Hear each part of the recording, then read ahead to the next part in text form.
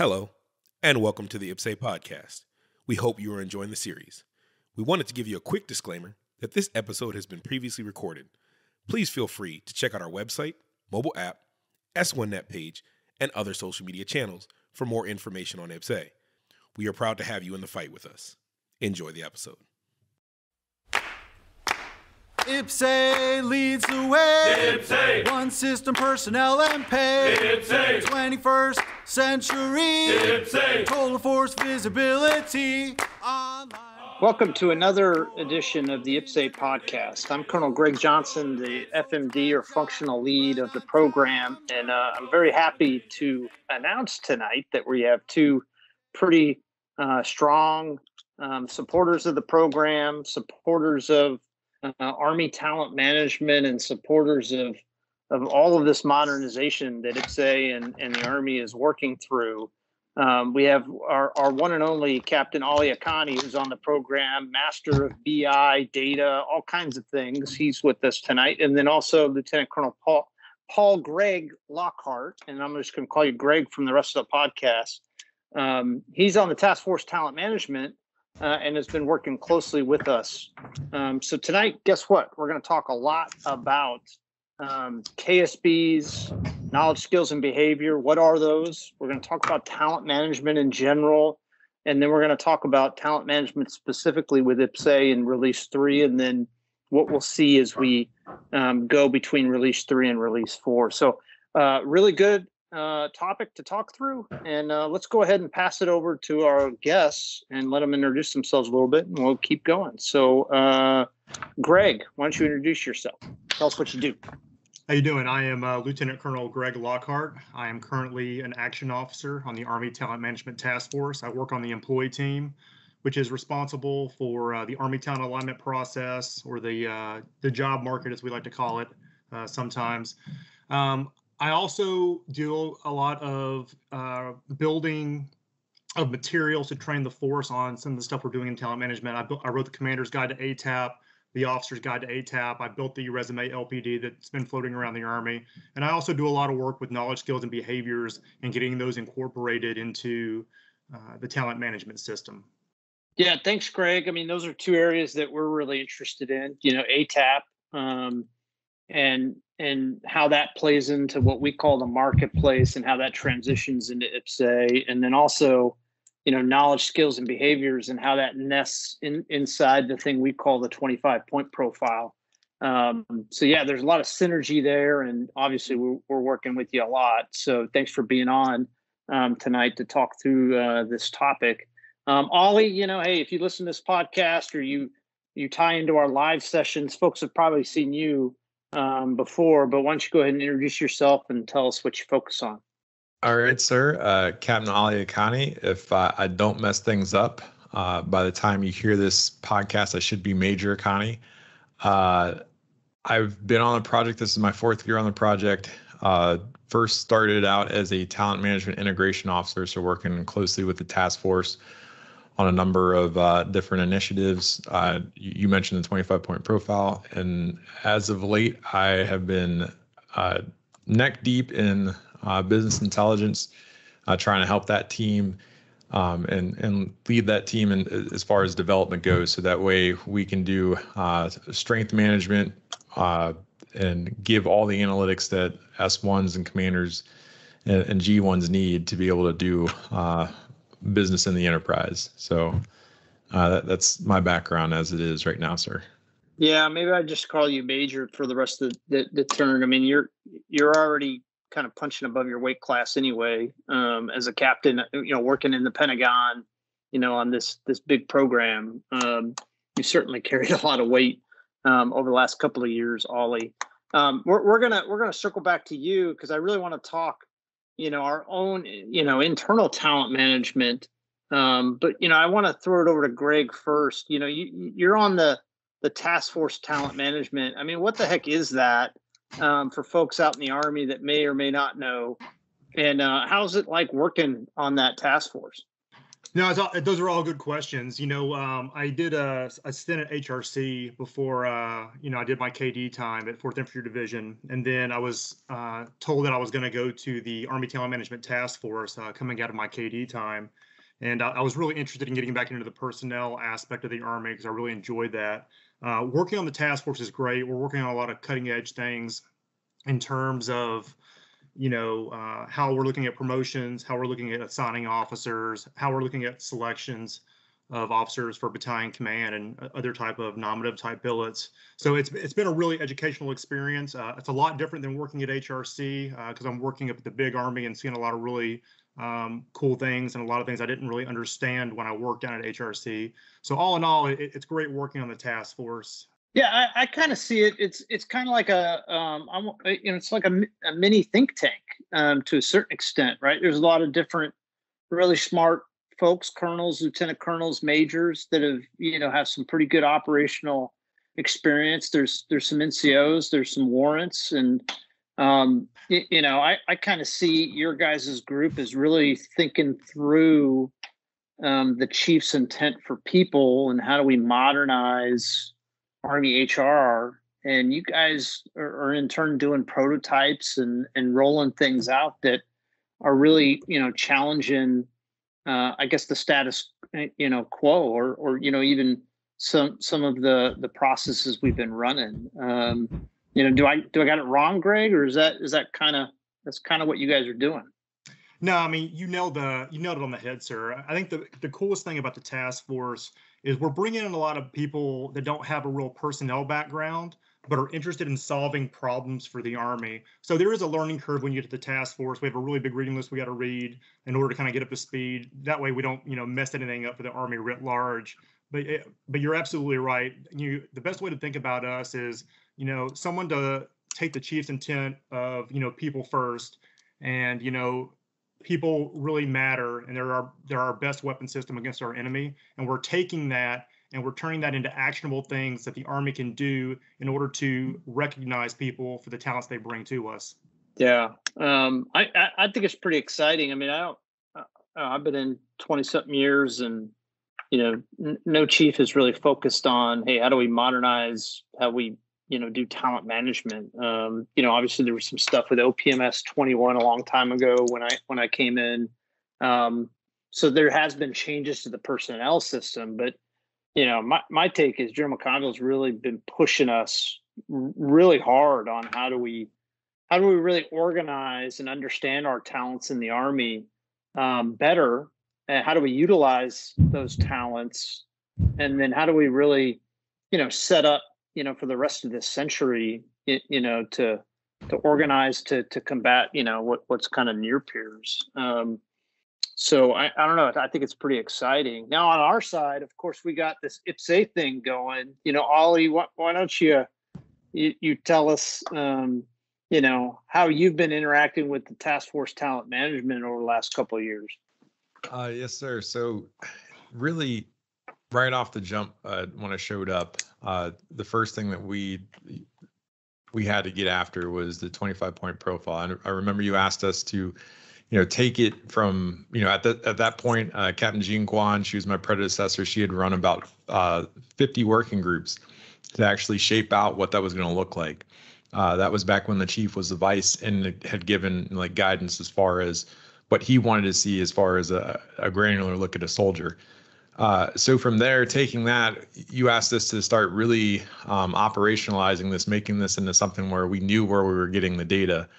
And so really from there, I took it on and worked with CW4 Millette now to try and get to a point where we actually had all the data that we needed for it. And since then, it's continued to be something that we've gone back to as a foundation of what we want to have to be able to have a clearer picture of a soldier. So legacy, we're looking at just things like MOS, ASI, what your assignment history is and what schools you've been to. But in the future, now we're talking about knowledge, skills, and behaviors, attributes. We're talking about being able to take your cultural and regional experiences, your self-professed language experience, and really get after it. So I think what we're doing now with the soldier talent profile that's poised to, be able to be a contender and a replacement for the officer record brief and the enlisted record brief, that goes to show that this foundation is allowing us to, elevate where we're taking talent management by expanding the amount of data that we're capturing on a soldier and really making it easier to understand what a soldier's strengths are to be able to employ them in the battlefield. So, yeah, I think that's you kind of went through a lot there.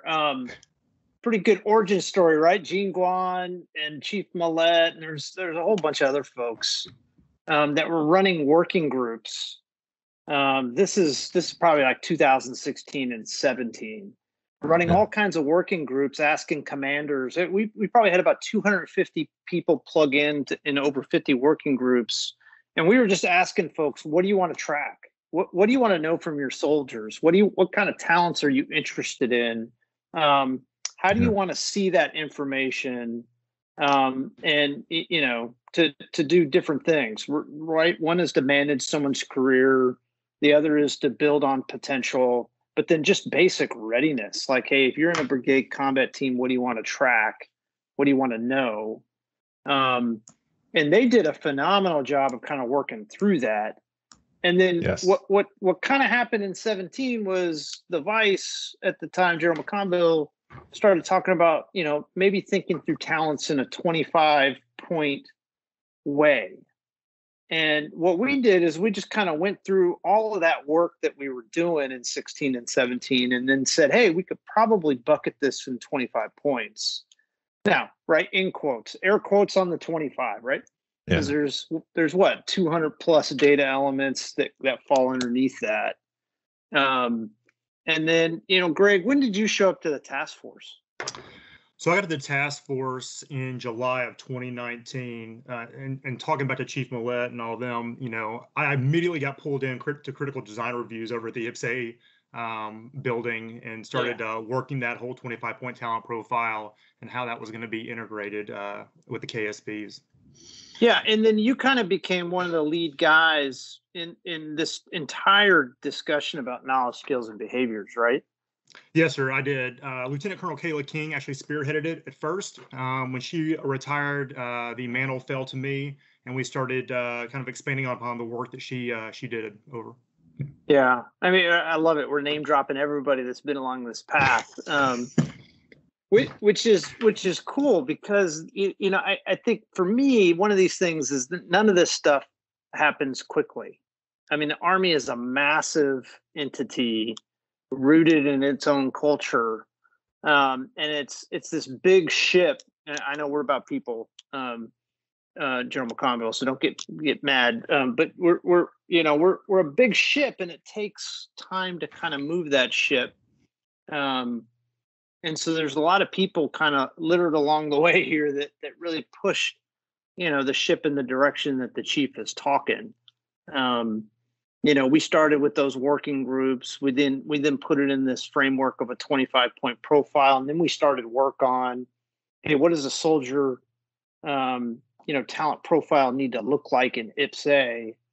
And then, Greg, you're like doing this real heavy lifting with what's a framework for knowledge, skills, and behaviors, which ultimately end up landing in the middle of this 25-point profile in IPPS-A. Maybe talk a little bit about that KSB journey, because that thing has been, maddening, fun, exciting, a bit crazy, all at the same time. With all the different players and thoughts and experts per se. Yeah, it has definitely been a challenging experience, and for someone who had very minimal experience in what I like to call the human capital enterprise, it was definitely a new move for me.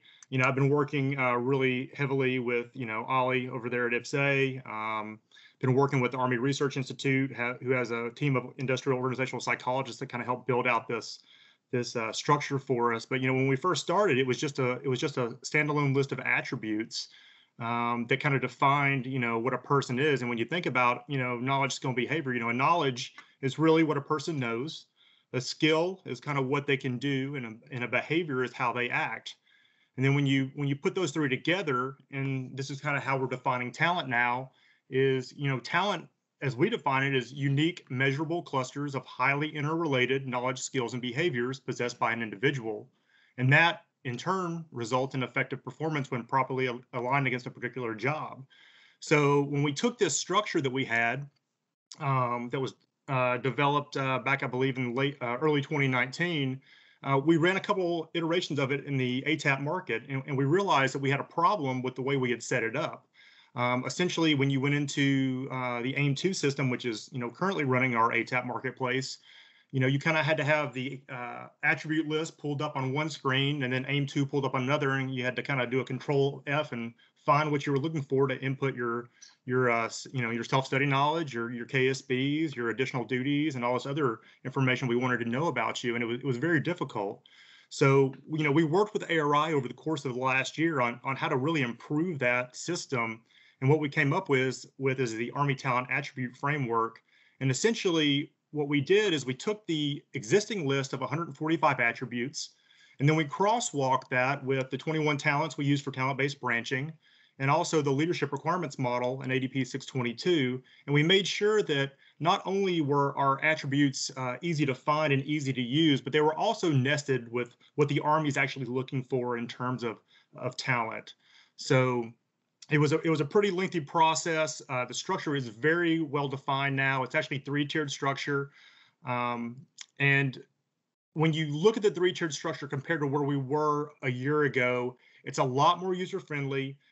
It's built into a drop-down format. So when you select a specific tier, it then opens up to a tier 2 and then to a tier 3 where you can select the KSB that you're looking for. And then we expanded upon that. And we actually did that to the experiential list that also existed in AIM2. And all this information, once it was completed, we actually passed over to IPPS-A, and they've rolled that all up into the 25-point talent profile and that's going to be coming out here when IPPS-A goes live. So we're pretty excited about where we came over the course of the last year. And while it kind of sounds like boring stuff at face value, it's really going to be a game changer when it really gets turned on in the Army. Boring, sir. I don't know about boring. I mean, we're all kind of nerdy, though. To be clear, Greg, on the IPPS-A team, I think probably two in each. We're all a little nerdy. Oh, sir, I've turned into total nerd since I've been on the task force and working with IPPS-A.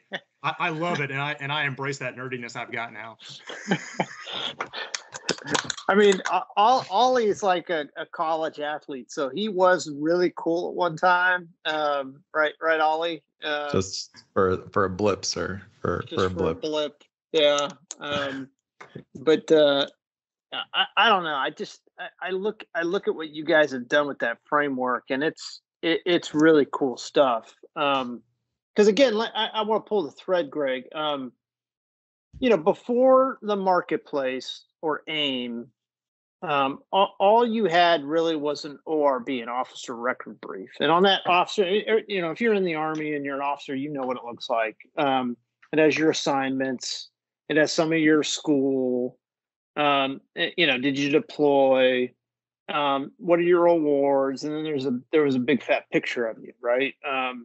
So that's kind of what we had as the resume for an officer, but it didn't really get after your detailed knowledge or skills. So you're making these big decisions on people's careers in a lot of cases by just looking at that, one piece of paper.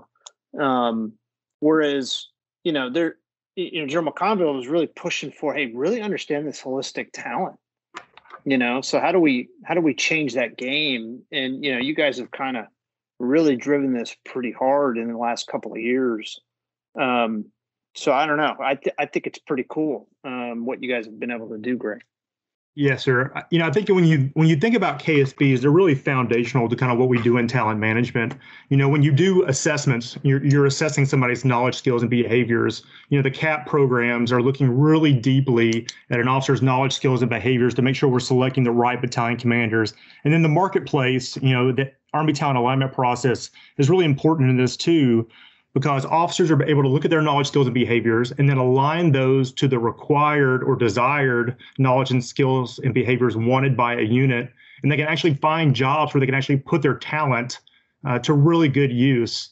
So, it's really cool when you think about kind of what you just said. Before we were just looking at a one slider of somebody's, history, but we had nothing more than just an assignment or possibly a deployment on there, maybe where they went to school, if they were a distinguished military graduate. Now we can actually dig really deep into what kind of cultural experiences did they have during that deployment? Did they do a CTC rotation? What did they learn during that CTC rotation? And all of that's captured within the ATAF framework, as well as it's going to be captured in the soldier talent profile. So, we're really coming a long way when it comes to getting that granular data on our people. Can I just say, Colonel Lockhart, sir, that I do appreciate. So when we started this, and when we got to attributes, Colonel Johnson, challenged me to make sure that we actually had an idea for what we're going to do. And the very first thing I looked at was the Army Leadership Requirement Model that we base all our evaluations on. So the character, the presence, the intellect, or the attributes, and then leads, develops, achieves. And we're all familiar with those from evals, but that was it. That was the only official model that remotely looked like attributes that the Army had. And to see over the last couple of years for it to develop and for you to, have been, leading this charge to get more attributes out there so that we can actually start measuring all the other kinds of knowledge, skills, and behaviors that are out there. I think that's pretty big, sir, because, we might not have the answer just yet, but at some point, that might become foundational to a future assessment or evaluation that's more holistic. And I think that's pretty big, considering that right now you look at manner of performance and that's all people drive home, but it's based off of a requirement model that doesn't really capture everything. So it's really big what's happened. And I think that it's gonna, folks aren't really looking at it right now, but down the road, we'll look back and say, there was some really big movement that happened here. Yeah. I would say foundational is the right word. And Greg, I think he used it as well. Maybe you can talk a little bit about what's kind of next, because, the task force is working on assessments, really just ushered in BCAP and CCAP for the Army. So future battalion commanders, future brigade commanders are taking, formalized assessments, and we're utilizing those to shape, who goes into command. There's probably on the docket, additional assessments for other grades and other positions. And then, Greg, I really want you to talk about where you think TRADOC is headed with the structure of KSBs and some of their schools and whatnot. If you could talk maybe a little bit about those two things. Yeah, no, that's those are actually two really good topics, and actually just did a brief on them last week. So one of the things, or the next big thing we're doing in terms of KSBs, is we're looking at this job analysis that we're going to conduct across the Army. So we know we have a really strong attribute structure now with the ATAF. We know it's grounded in our doctrine. But the problem we're having right now is we've never really done an in-depth job analysis of what we're asking our people to do across the Army. So, where we're starting with that is right now, we're working with the proponents, and, they're heavily tied in with TRADOC. They're a big part of TRADOC, and we're looking at what knowledge, skills, and behaviors they think they need for their different rank structures, all the way up from E5 to E9 and second lieutenant up to colonel. So as we look at those proponent storyboards, what really is happening there is that's the strategic vision of the proponent. They're telling us, hey, this is our vote. This is what we want our officers and NCOs to look like. And they're trying to communicate that using the attribute structure. And what's hard for them when you're making the transition to using KSBs, we're really comfortable talking about tasks. Like I need someone who can run a live fire range. I need someone who can, has technical competence. I need someone who's deployed 4 or 5 times and they have this experience. And what we're teaching them how to do right now is take all of that task type knowledge and then translate that into knowledge, skills, and behaviors that their officers can understand and their NCOs. The second part of the job analysis we're working on right now, and it should go live late in the summer, is we're going to be doing a survey of the force, and we're probably looking at surveying around 50 to 60,000 people, and that'll give us a response rate, hopefully around 2 to 5%. And we're going to try and identify positional level data that we can't capture in the normal proponent type storyboards. And what I mean by positional data is it's easy to tell someone, hey, this is what an armor officer should do in a tank platoon. This is what an infantry officer should do as a company commander. But when you get into positions that we call immaterial positions, we're talking about O1 Alpha, O2 Alpha, and those are positions that exist like on Army staff and Joint staff. We don't really have a lot of individual critical task lists that define what those individuals do. So we're really hoping to get out of this job survey some positional level data that we can then tie back to the proponent storyboards. And then when this is all said and done, we're going to do what we're calling the task model crosswalk. We're going to take the information from the proponent storyboards. We're going to take the information from the job survey.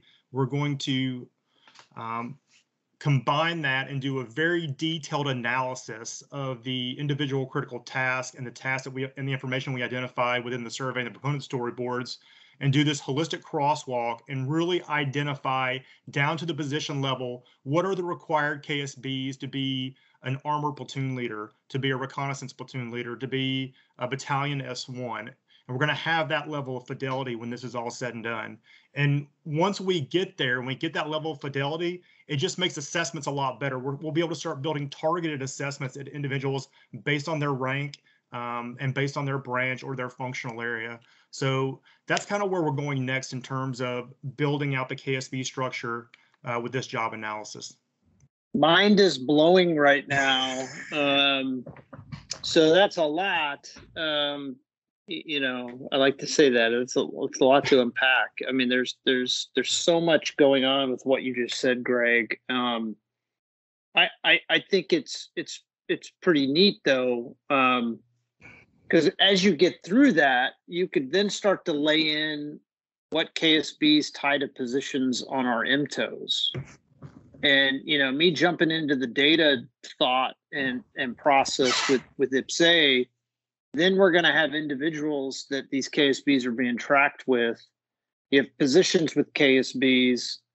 And if the MTOs are kind of tied to the system and the person, then all of a sudden I could start to run machine learning type stuff, learn from what we see, and start to do some interesting things like succession planning, in a system. There's a bunch of options moving forward that really gets after us understanding talent, us understanding maybe options for people's careers, or even filtering through and thinking through who has talents that would be ideal for, certain situations. Just a lot of things swirling around in my mind, with what you just kind of said. No, you're absolutely right, sir. And I think where it becomes more powerful, or very, very powerful, is when you start talking about succession planning or career pathing. An officer may come into the Army or an enlisted member may come into the Army and they're like, hey, look, I really want to be infantry. But as they continue to gain fidelity on their knowledge, skills, and behaviors, they may find they're more aligned to a functional area, or they're more aligned to a different branch that they can do a voluntary transfer to. So as we identify what this positional level data is, and we get it tied to the career pathing and the succession planning, it's really going to open up, I think, a lot of doors for people to kind of really let them see where their niche is in the Army overall. Yeah. Well, and some of this is just, I just go back to, we got Olly on the line. I ran across Olly at the AG schoolhouse. You thought you were going to get away from this story, Olly. I'm sorry. And hey, Greg, I was given a brief on IPPS-A, and of course this is like 2016, and Olly is just pounding me with like technical questions. What about this? What about this? I mean, it was like 7 in a row, just all this technical stuff, and I'm like, well, who are you? And then I find out that he wrote a paper on IPPS-A and what the Army really should do, and And then we started, I went and got his file, to be honest. I asked the AG branch, hey, can I look at this guy's, ORB, who is he? And what's funny is that a lot of his skill, right, it's just not decipherable from looking at his ORB. And it was serendipity. He just decided to ask me all kinds of crazy questions, and I'm like, okay, let's pull him on the team. So that's kind of what we did. But I was faced with a pretty big technical challenge. Hey, how do I put the right technical talent when it comes to data, databases, and systems and coding against this big integrator that we have doing our project to make sure that we're delivering what we need to. And we ended up putting out Facebook ads and going on S1Net, sending people emails. We really ended up finding the right talent by just doing kind of this sidebar marketplace in 16 and 17. And, it was successful, but it was, the Army couldn't tell me. The Army could not tell me about the data folks that are on our team, minus a few that had computer science degrees. So, there's real life practicality to what we're trying to do with understanding KSBs and, where we're going with the Army structurally. Olly, what made you ask all those questions that day? Well, sir, as many disgruntled captains who, it's faddish to think that, going to school is, not cool. So, I was no exception at that point. And I was really about like trying to step on the toes of stuff. And so in the schoolhouse, the only thing that was going around was how, IPPS-A was going to be Dimers 2.0 and everything else like that. And we had to write our like long paper for the term about, an HR topic, and I chose IPPS-A. And when I started researching what made IPPS-A different, it made me realize that it was something that we needed to do, that it was going to be something painful to do for the Army, but it was something we had to do, that it's easy to sit on the systems that were in place, but, integrating our personnel and pay and making sure that we can do a strength accounting, distribution, all that stuff in one system, there's a lot of possibilities that come from there. So I wrote that paper, and then when you showed up, it was more about asking kind of the questions like, what are we going to do now that we have a consolidated system? You think about, one of the benefits we have over our adversaries is that all of our HR systems are spread out. So if one's down, you can potentially do work in other areas.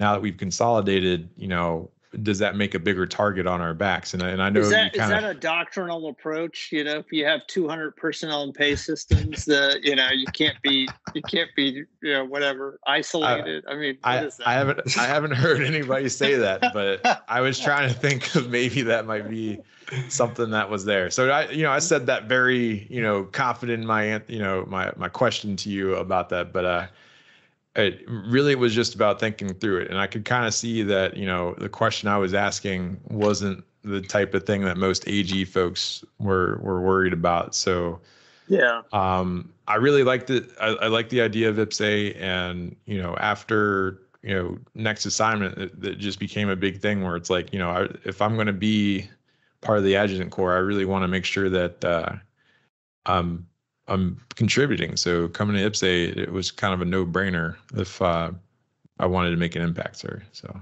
yeah, I think one thing that's similar in both the task force and IPPS-A, in my opinion, I've been up here 5 years now, is that this work is really lasting. You used the comment that you're building a foundation on these KSBs that can be used in a bunch of different areas. All this work is certainly going to last our tenure in these organizations or programs, and it really sets some of the basic work up to then be expanded, as we go into the future. One cool thing about IPPS-A is that hey, we're funded for Release 3 and Release 4, but we're also funded all the way out to 2030. all these things and upgrades that we have planned to continue to do. One of those items is to continuously upgrade in the talent management space. So, right, release 3, delivers a bare bones marketplace that can be used by all components and all ranks. It has the KSB structure that Greg has talked about, that will shape a soldier's profile. Soldiers can self-profess a good amount of things, and then they can do their basic HR actions that you start to track, and then their pay will come along in release 4. And then there's, succession planning, career mapping, additional data to come in from assessments. We'll start to build out multiple views of the soldier talent profile. And then you get into even further linking skills, positions, and incentives. So IPPS-A will be the payroll driver. So if you're in a certain position like a brevet, you're going to get paid in IPPS-A in the future. So how the Army develops how it wants to incentivize some of these skills in the coming years, you're going to execute it in a system called IPPS-A. So just really exciting. And, we're at the I don't know, maybe the 3rd floor. There you go. Release 3 is at the 3rd floor, Olly, of a skyscraper. You see what I did there? I see what you did there, sir. Greg doesn't laugh at my bad jokes. I'm still trying to understand what you're saying, sir. Sorry. Yeah. So, hey, Greg, what's the craziest question you've been asked doing the KSB working groups and forums that you've been running over the last couple of years? Oh, craziest question I've been asked. I've been asked a lot of crazy questions. I think one of the biggest questions I've been asked is why should officers care, or why should units care about using KSBs? And I think that it's really a hard question to answer right now, because when you're in the infant stages of bringing something new into an organization, you don't necessarily see the payoff right off the bat.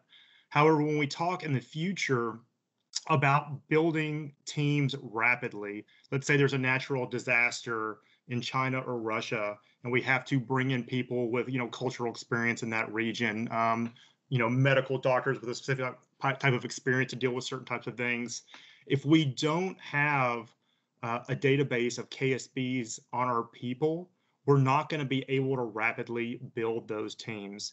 And, I think another way that they're important is when you're looking long term, and General McConville's asked us to look at this idea of credentialing people and maintaining the talent we want to maintain in the Army based off people's skills and their value. And if we start eventually linking pay to credentials, KSBs are a big part of that. Your experiences are a big part of that. So, if that's the where we're going in the future, if that's the chief's vision, then utilizing KSBs, getting used to using them in the systems now are just going to pay dividends for you in the future. Now, what we're seeing in terms of our junior officers, they're adopting it pretty well. They're going in there, they're inputting the stuff into the system, and they're pretty happy with it. Where we're having some big issues is getting our senior officers, our senior majors, lieutenant colonels, kind of to buy into the system. And we may not get there with them, but I kind of like to talk about it like creating an insurgency, right? You start at the bottom, and you kind of build your force up from there, and then all of a sudden you're taking over KSBs and IPPS-A with all these people that are just in the Army for the last 3 or 4 years. So what I like to do is I'm building my insurgency now with these junior officers, getting their resumes built, talking to them about the soldier talent profile, and let them understand why KSBs are important. And eventually, in the next 3 to 4 years, as they get into that major lieutenant colonel level, they're going to be the ones really doing this hard push and training the people below them. Yeah. Well, and at some point we'll use that stuff to differentiate talent. So you're not just looking at, again, I go back to Olly. If I was to print his ORB a couple of years ago and then put 17 other ORBs all around him of AG captains, it would have been very difficult to determine who has the technical acumen to actually come up and work on something like IPPS-A. In fact, I would look at your school and your degree and where you've been, and then make some assumptions, which wouldn't have got me, to understand Olly. I mean, again, I made fun of Olly being cool in college, but he really was a track star and a Division I track athlete at VCU. I mean, you can't really tell that from his record. And then well, just take it. You were the man. You were the man. I think my daughter runs a faster 800 though than you. My comment was going to be I was a sprinter, but that's a different story, sir. It was just, I really upfront. You asked Colonel Lockhart about like the craziest question, and he said, people asking about KSBs, and it really does grind my gears. Maybe just because I'm a junior officer, when you listen to peers and then you ask them why they're getting out, a majority of them are saying that the Army didn't see or utilize my potential.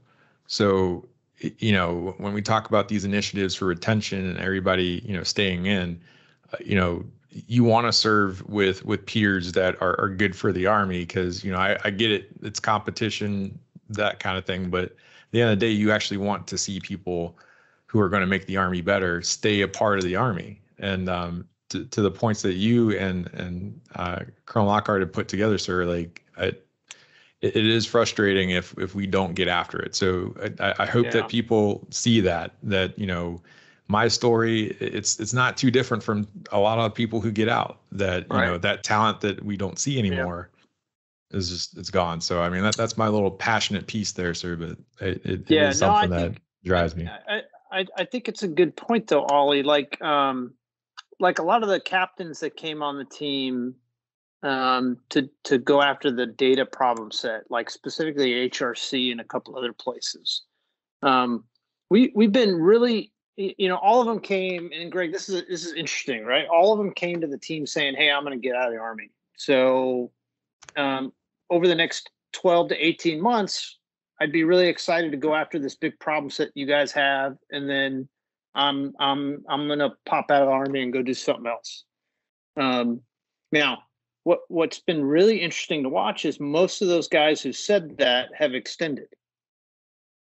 Maybe not forever, but they got in the middle of this big data problem set that we're trying to solve for the Army, and they've been involved with briefing senior leaders and really trying to work through some of the areas that are really the hardest to work through, and most of them extended. So I'd like to think that, hey, we took their skill set, put them at where they're just really good, and then they're making an impact, and then they've decided to stick around for a little while. And I can't do much, right? I can't pay them more. They probably get yelled at more because change is hard. None of this stuff's easy that we're doing. And, we talked about the Army being deep, having a culture that's rooted in hundreds of years.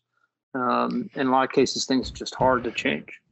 Yeah, sir. I just to pull on that. When you're looking at utilization of KSBs and getting this type of data, there is a cultural shift that has to happen in the Army, and your team are not just the examples that exist out there. Olly's not Olly and his peers at IPPS-A aren't the only ones that got pulled into a job because they had a special skill.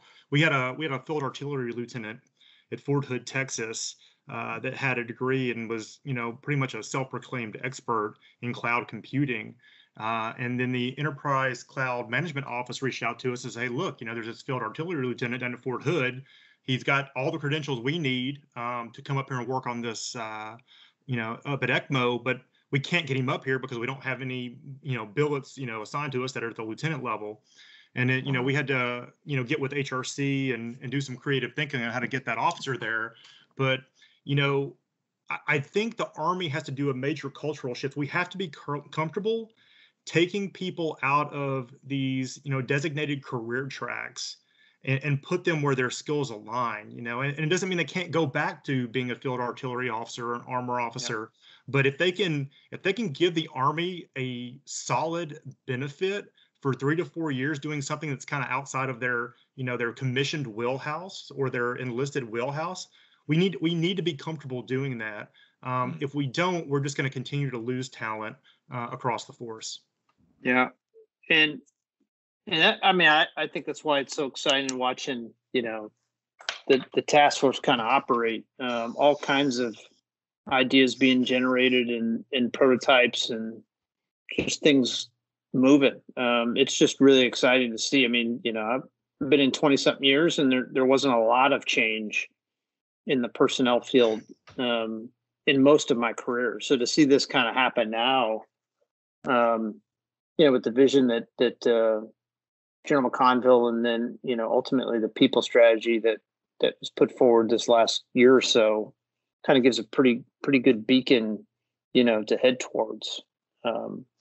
Good stuff. So, Olly, let's talk a little bit about the marketplace, because I think we're probably nearing the end of our talk tonight. Let's talk. What is that marketplace? Greg said ATAP earlier. I think a lot of listeners will know what that is, but what is it? Roger, sir. So the Army talent alignment process, it was one of the chief's initiatives to make sure that folks were competing for positions, and that units were actually also trying to compete to get the soldiers over to their organizations. And I think the big thing that makes it very unique is we adopted the algorithm, which Colonel Lockhart, it's from as far as folks who are in the medical field, for residency, the residency matching algorithm is what we base it off of. Right. So it's based off the medical school medical matching algorithm that matches medical students to their residency. And we always like to highlight that it was this Nobel Prize winning algorithm. And while that is important and while that's cool, it's really, what's really neat about the algorithm is that if an officer puts in their true preference and lays it out exactly like that, then they're probably most likely going to get matched to a job that aligns with that preference. What we're trying to discourage people from doing is going in there and trying to war game the system and preferencing jobs, based on, achieving a one-to-one preference or a one-to-one match, as people like to call it. Because what we're finding is officers are concerned that the algorithm isn't going to work the way it's supposed to, and they're more comfortable, having more predictability within the assignment process, and maybe taking an assignment that is less desirable than their most desirable assignment, and kind of putting that first to kind of know where they're going. But if they trusted in the algorithm the way it's supposed to work, they might actually end up getting a better assignment or the one they want. That's some deep. What did that say about our behaviors, Greg? Yeah, no, I mean it does, right? So when you look at ATAP, what ATAP really is, it's a decentralized, regulated market style hiring system that aligns officers with their jobs based on their preferences. Yeah. Now, your preferences are shaped by your knowledge, skills, and behaviors, but they're also shaped by your life experiences and kind of where you want to go. For some people, your preference may be based on your spousal employment. It may be based on a community that you want to be a part of. It may be maybe your family support structure resides in a state that has a military base, and that's why you're preferencing there. So your preference really plays a large role in this matching process. So if your dream job is in Georgia or Fort Hood, Texas, IPPS-A, DC. IPPS-A, DC, what you don't want to do is you don't want to put Fort Carson, Colorado first, because that unit wants you, and you kind of want to go there, but it's not your dream assignment. You really need to focus your preference on where you want to go. the cool thing about the market is, while it is decentralized, it is regulated, right? And what I mean by regulation is there are always issues that force us to have to go into the market and kind of and make some adjudications. One thing would be exceptional family member program, right? If you got matched to an assignment where your EFMP wasn't supported, then we would obviously have to find you an assignment where it was supported. Other things are like Married Army's couple program, because we don't want to split up our Married Army couples, because that would really damage our retention overall if we started keeping people separated from their spouses. So we have the ability to go in and somewhat manipulate the market, but that's all kind of post-market turbulence type items that happen. And we're really seeing a very minimal amount of that regulation having to happen.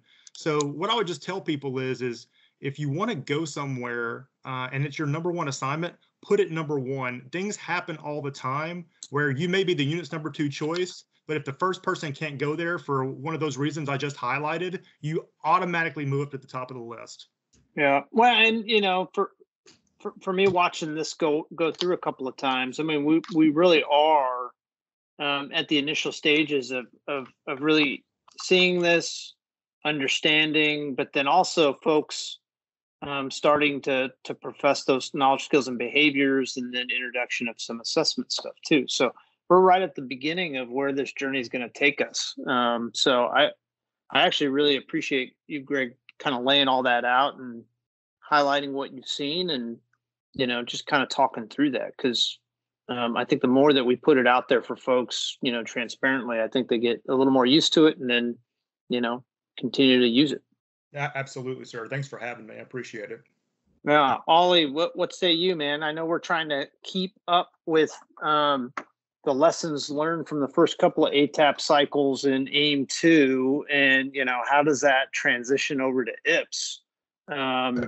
Roger, sir. So for that, we are the biggest thing is making sure that we have a marketplace that works and has all the functionality that AIM 2 does. So we made sure that we were all over that for our preliminary design review and critical design reviews, where we made sure that the design was up to snuff. We had HRC over, OPMD and EPMD, the directorates, to make sure that we were aligned with it.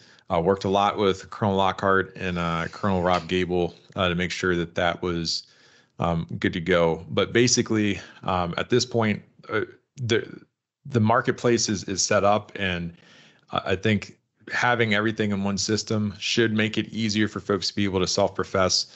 We worked a lot to make sure that the attribute framework that Colonel Lockhart has described earlier in the program is integrated with what we're doing in the marketplace. So bottom line up front, folks who are in there putting descriptions of units, unit positions, they won't have to redo it market over market. Folks that are in there self-professing, it should be a little bit easier to do. And then we're going to introduce a capability called search match, which plays on what we were talking about. If you have an attribute or a KSB that's tied to a position and a KSB that's tied to a person, you can start to do percentage match. So we are in the infancy, like you said, sir, but as we go forward and we provide more tools in IPPS-A that kind of motivate folks to profess their KSBs, it should be easier for both soldiers and for units to analyze each other and see what they want at the end of this. But I'm just it's crazy what's happened in the last few years, and I really think that this is a step in the right direction, because it's making units more aware, it's making soldiers more aware, and I think the Army wins in the end. I think that's a good way to end it. I think the Army does kind of win in the end, and the big boss likes to say, "Hey, winning matters." So we got to keep pushing, and I think maybe a little bit uphill as we attack kind of that Army culture and how we've done things. But I think we're going to start to see some good, outcomes out of all of this. I know we've already seen a lot of good outcomes with Release 2 and IPPS-A.